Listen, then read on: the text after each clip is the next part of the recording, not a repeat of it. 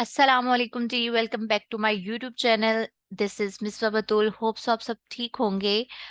आज के इस वीडियो में हम general studies MCQ series number 2 करने जा रहे हैं। इससे पहले सीरीज नंबर 1 अपलोडेड हो चुकी है। अगर आप लोगों ने नहीं देखी तो आप काइंडली डिस्क्रिप्शन में लिंक दिया गया है, उसको आप जाके वॉच कर लीजिएगा, ठीक है। और जैसे कि मैंने आपसे डिस्कस किया था कि हम हर सीरीज में 10 एमसीक्यूज को कवर करेंगे। लास्ट सीरीज में भी हमने 10 एमसीक्यूज को कवर किया था और इस वीडियो में भी हम 10 एमसीक्यूज को कवर करेंगे। बट किस तरह से करेंगे, मेरी स्ट्रेटजी क्या है, मैं अगेन से बता देती हूँ। मेरी स्ट्रेटजी ये है कि मैं पास्ट पेपर के एमसीक्यूज को हम सबसे पहले कंसल्ट करेंगे, उसके अलावा फिर हम फर्दर अपना जो सिलेबस है उसके अकॉर्डिंग हम एमसीक्यूज को कवर करेंगे। अब कवर करने का भी एक मेथड है मेरा। वो इस तरह से कि अगर एक एमसीक्यूज है तो उसकी मैंने डिफरेंट डायमेंशन से आप आपके साथ डिटेल शेयर की है, और उस डिटेल के साथ हम इन एमसीक्यूज को तैयार करेंगे ताकि हमारा ऑब्जेक्टिव पोर्शन के साथ सब्जेक्टिव पोर्शन भी कवर होता जाए, हमारे कॉन्सेप्ट जो है वो ज्यादा स्ट्रॉन्ग बिल्ड हो जाए, ठीक है। तो चलिए जी स्टार्ट करते हैं। फर्स्ट एमसीक्यूज है जी, ये वर्ड है जी CEDAW। इसकी एब्रिवेशन क्या है? इसकी एब्रिवेशन है जी the convention on the elimination of all forms of discrimination against women, ठीक है। तो ये वर्ड CEDAW की एब्रिवेशन है। और ये क्या थी जी? इंटरनेशनल ट्रीटी थी जिसको अडॉप्ट किया गया था 18 दिसंबर, यानी 18 दिसंबर 1979 को, by the United nation general assembly. United nation general assembly ने एक इंटरनेशनल ट्रीटी को अडॉप्ट किया था। कब किया था? 18 दिसंबर 1979 को। और वो ट्रीटी CEDAW था। उसकी एब्रिविएशन क्या है जी? The convention on the elimination of all forms of discrimination against women, ठीक है। अब हम इसकी डिटेल देख लेते हैं कि ये एक्चुअली में थी क्या, कब इसको अडॉप्ट किया गया, फर्दर इसको कब रेटिफाई किया गया, और इसकी लोकेशन कहाँ पे है। चलिए देख लेते हैं जी। The convention on the elimination of all forms of discrimination against women is an international treaty adopted in 1979। किसके थ्रू अडॉप्ट की गई थी? यूनाइटेड नेशंस जनरल असेंबली, ठीक है। Described as an international bill. इस ट्रीटी को, ये जो इंटरनेशनल ट्रीटी थी, इसको हम international bill of rights for women भी कहते हैं, ठीक है। ये ओवरऑल जो ट्रीटी थी इसको हम क्या कहते हैं? International bill of rights for women. It was instituted on 3 सितंबर 1981, ठीक है। अडॉप्ट कब की गई थी? 18 दिसंबर 1979 को। और इंस्टीट्यूटेड कब की गई थी? 3 सितंबर 1981 को।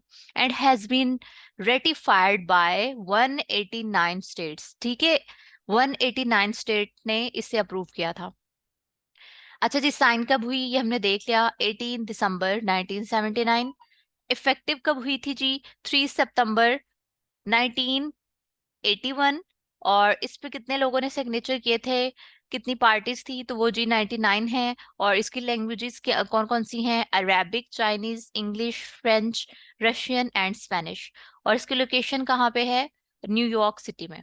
ओके, ये था हमारा MCQs 1। और आप खुद ही इसको देख लें कि जिस तरह मैं आप लोग को ये सीरीज करवा रही हूँ, मे भी आपको इस तरह की सीरीज कहीं भी किसी चैनल, इवन किसी भी वेबसाइट पे नहीं मिलेगी, ठीक है। तो काइंडली वीडियो को लाइक करें, शेयर करें और चैनल को सब्सक्राइब कर लें ताकि आपको आने वाली वीडियोस के नोटिफिकेशंस मिलते रहे, ठीक है। Thank you. चलिए हम अगला MCQ स्टार्ट करते हैं। The fourth CEDAW। अभी हमने देखा ये एक इंटरनेशनल क्या थी? इंटरनेशनल ट्रीटी थी, यानी international bill of rights for women थी, ठीक है। और इसकी जो है कॉन्फ्रेंस, वो फोर्थ कॉन्फ्रेंस जो थी वो कब और कहाँ पे की गई थी, ठीक है। बेसिकली जो CEDAW है, इंटरनेशनल ट्रीटी, इसकी 4 कॉन्फ्रेंसेस हुई थी जिनको हम अभी फर्दर ये साथ ही डिटेल में देखते हैं। बट यहाँ पे MCQs था कि CEDAW की जो फोर्थ कॉन्फ्रेंस थी वो कहाँ पे मुनक्किद की गई थी, ठीक है, कि कहाँ पे वो हेल्ड हुई थी। तो वो बीजिंग में हुई थी, चाइना में। चाइना का जो कैपिटल है बीजिंग, वहां पे ये हेल्ड की गई थी इन 1995। और पाकिस्तान की तरफ से किसने इसको प्रेजेंट किया था? बेनजीर भुट्टो ने। ओके। थर्ड एमसीक्यूज है हमारा, पाकिस्तान रेटिफाइड CEDAW यानी इंटरनेशनल ट्रीटी या international bill of rights for women. Pakistan ने इसको कब अप्रूव किया था? दिसंबर 3 1996। ओके। फोर्थ हमारा एमसीक्यूज है जी, UN यानी United Nations has organised 4 world conferences on women. ठीक है, तो ये कौन कौन सी कॉन्फ्रेंसेस थी, कहाँ पे हुई, इनको हम देख लेते हैं। First world conference on women was held in Mexico city in 1975। ठीक है, मेक्सिको सिटी में हुई थी ये। फिर the second world conference on women was held in Copenhagen in 1980। ठीक है, और थर्ड कहाँ पे हुई थी? The third world conference on women was held in Nairobi in 1985। और फोर्थ वन है जी, यानी नैरोबी कहाँ पे है? अफ्रीका में है।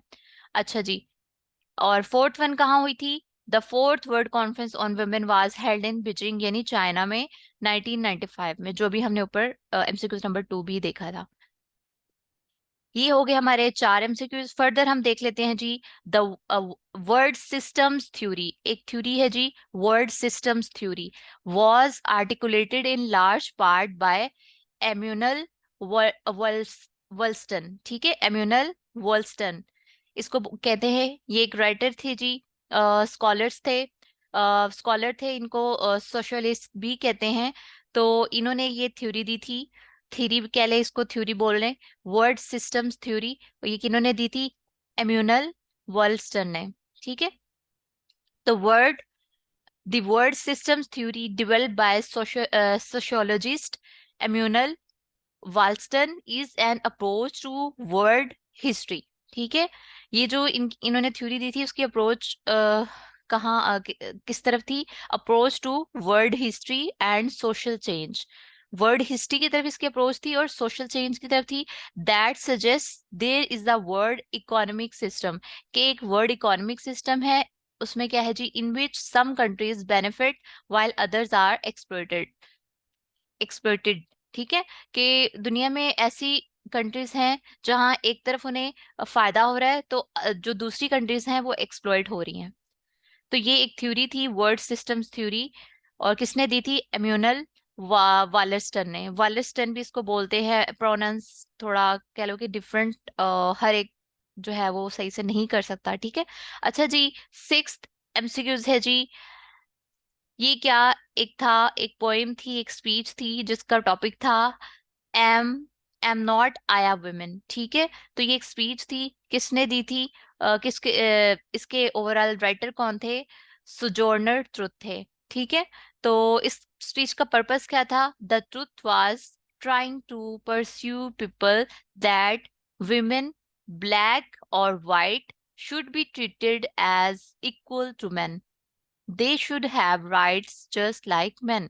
ठीक है, ये जो ओवरऑल स्पीच थी इसका ओवरऑल पर्पस क्या था? कि चाहे औरत जो है वो काली है, ठीक है, यानी ब्लैक है या वाइट है, उसको एक आदमी के इक्वल राइट्स देने चाहिए जितने एक आदमी को राइट्स दिए जाते हैं। सिक्स्थ हमारा ये एमसीक्यूज था। फर्दर हम देखते हैं जी, सेवंथ एमसीक्यूज, वो क्या है? Class and feminism. ये क्लास एंड फेमिनिज्म क्या है जी? A collection of essays from the Furies. ठीक है, बाय चार्लोटे बंच। ये एक इसके राइटर हैं, ये कलेक्शन ऑफ एसेज हैं, और जिनका ओरल थीम क्या था जी? Class and feminism. फिर है जी एट्थ हमारा एमसीक्यूज क्या है जी? Author of reserved realities. ये एक बुक का नेम है, ऑथर ऑफ रिजर्व्ड रियलिटीज, यानी रिजर्व रियलिटीज एक बुक है, उसके ऑथर कौन है जी? नायला कबीर। ये भी आपका एमसीक्यूज आ सकता है। फिर है जी द सेकंड सेक्स। ये एक बुक का नेम है, द सेकंड सेक्स। ये किसने लिखी है जी? बाय सिमोन दी ब्यूवर। ठीक है, तो ये भी एक बुक का नेम है और इनके राइटर हैं। फिर हमारा टेंथ एमसीक्यूज है जी, सुप्रीम कोर्ट यानी SC supreme court pass the grant of third gender identity in CNIC इन दिसंबर 2009। ठीक है, तो अब हम यहाँ पे सीएनएससी की ओवरऑल डिटेल देख लेते हैं, इसकी इसकी हिस्ट्री देख लेते हैं। जो हमारा ये आईडी कार्ड होता है सीएनएससी, उसकी हम देख लेते हैं। तो ये क्या है जी, कब ओवरऑल इशू हुआ था, ओवरऑल इसकी एलिजिबिलिटी देख लेते हैं और इसकी वैलिडिटी देख लेते हैं, ठीक है। तो सीएनएससी जो है ये, इसकी ओवरऑल एब्रिविएशन देखें तो क्या है जी, the computerised national identity card. ठीक है, सीएनएससी पे एमसीक्यूज भी इवन आया था कि फर्स्ट टाइम इसको इसको कब इशू किया गया था पाकिस्तान में। ये क्या है जी, the computerised national identity card is an identity card issued by Pakistan's National Database and Registration Authority. The card is available to any citizen of Pakistan that is 18 years of age or older. ठीक है, ये जो सीएनएससी है आपको पता ही है कि वो जब एक बच्चे की या बच्ची की 18 साल उम्र हो जाती है तो तब उनको ये इशू किया जाता है। और ये गवर्नमेंट ऑफ पाकिस्तान की तरफ से, यानी पाकिस्तान की जो नेशनल डेटाबेस और रजिस्ट्रेशन अथॉरिटी है वो इसको इशू करती है। The CNSC is computerised version of the national identity card. और इसकी एक्सपायरेशन जो है वो कितने साल की होती है, 10 साल की होती है। No expiry after barrier has exceeded 60 years of age. ठीक है, जब एक शख्स जो है वो 60 years का हो जाए उसके बाद उसके जो आईडी कार्ड उसकी वो एक्सपायरेशन नहीं होती। फिर है जी, ये फर्स्ट टाइम कब इशू हुआ था, 1973 में इशू हुआ था। और फर्दर इसको जब ओवरऑल पेपर बेस्ड था ये, फर्स्ट टाइम जब ये इशू हुआ तो पेपर बेस्ड था 1973 में। 2000 में इसको ओवरऑल कंप्यूटराइज कार्ड बनाया गया। और 2012 में इसको स्मार्ट कार्ड की जो है वो शेप दी दी गई। ठीक है, फिर इसकी एलिजिबिलिटी को देख लेते हैं। तो पाकिस्तान सिटीजनशिप जो है, उन जो पाकिस्तान के ओवरऑल है हमारे बशिंदे हैं उनको ये इशू किया जाता है। और इशू बाय, यानी पाकिस्तान में किसके थ्रू इशू किया जाता है, national database and registration authority यानी नादरा के थ्रू। फिर इसकी ये कहाँ पे वैलिड होता है, पाकिस्तान में। तो ये हमने सीएनएससी की भी डिटेल देख ली।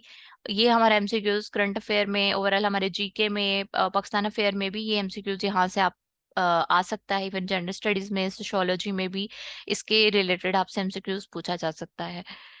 तो ये थे जी हमारे आज की लेक्चर जो हमारा था gender studies MCQ series number 2। और इसमें भी हमने ऑलमोस्ट 10 एमसीक्यूज को डिटेल में डिस्कस किया है। होप सो आपको ये समझ आ गया होगा।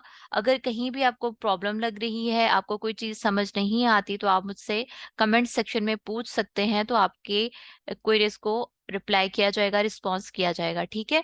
और आई ट्राई कि मैं डेली बेसिस पे एक जनरल स्टडीज की एमसीक्यू सीरीज को अपलोड करूं और एक दिन क्रिमिनोलॉजी को।